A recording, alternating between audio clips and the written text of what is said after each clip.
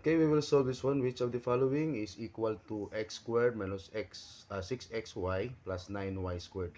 Okay? So, based dito sa ating choices, pwede natin isa-isahin yan.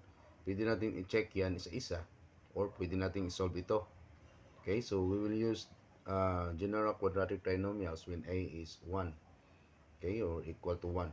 So, yung a natin dito is positive 1. Yung c is 9. Saka yung b is negative 6. So, yung AC is positive 9. Hanap tayo ng mga factors of positive 9. Ng kanilang sum ay negative 6. Okay, so mga factors ng negative 9, so negative 3 times negative 3. So this is positive 9. Diba? Kasi pag mag-multiply tayo ng the same sign, the result is positive. Then yung sum, negative 3 plus negative 3.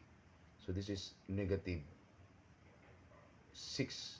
We have to copy their common sign, then add. Okay, so tingnan natin dito sa choices. So ito, positive 3y man yan. So hindi yan pwede. Kasi yung result dyan is all, lahat positive. Okay? Dito naman, double natin yan. So negative 3y times negative 3y. So that is positive 9y. So letter B is the correct answer.